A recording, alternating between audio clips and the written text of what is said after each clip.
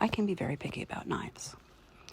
When I was approached by Rococo Knives, I looked into their knives and read all the reviews and decided I would go ahead and give them a try. So they sent me this knife.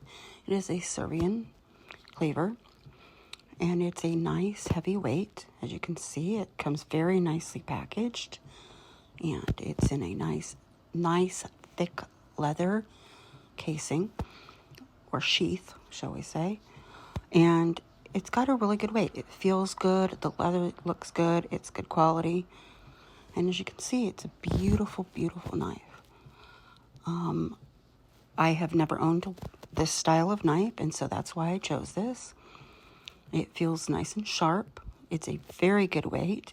And as you can see, it goes all the way through the handle. And that's very important because cheaper knives will quite often break right there.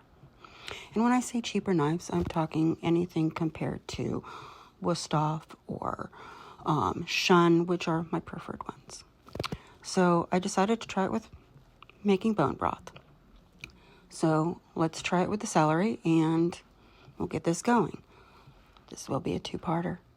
So it's a good heavy knife, and as you see, it has the hole, which can help you with directional, and it cuts through it very easily. Now, I like to use the green leaves because you get more flavor, and the other pieces I'm just going to save for snacks and salads. You could see it cuts through it very quickly and nicely. Yes, save the bottom, save the leaves. Quite often when I'm cutting vegetables, all the scraps that would normally be thrown away, I usually put them in a Ziploc bag and keep them in the freezer, but I did not have any this time. So anyway, so moving on to the carrots, you just need a couple carrots or carrot tops, the carrot greens, the peelings, whatever you like.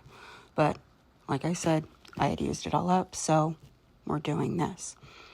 And now the onion. Now, onions is never fun, and they can be a little slippery, but it cut right through it. Now, when you're making bone broth, save those peels. They help flavor, and they give a great, deep color. So you just kind of cut it up.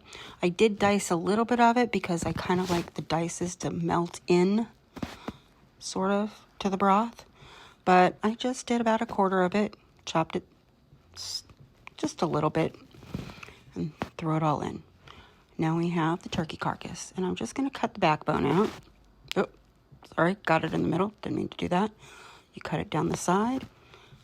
See part 2 for the rest.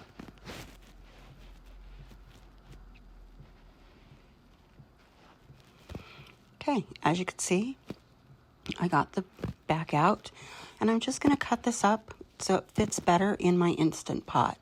You can do this with the turkey carcass. You can do these with rotisserie chickens, anything like that.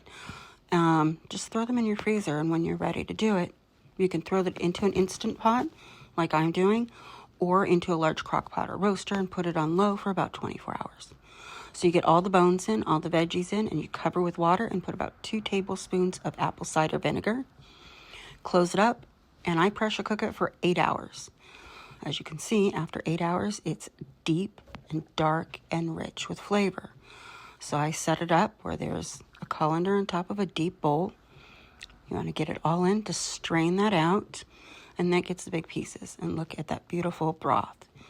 Now, as you can see, I then strain it again as I funnel it into jars. Jar it up, and you can either can it or freeze it.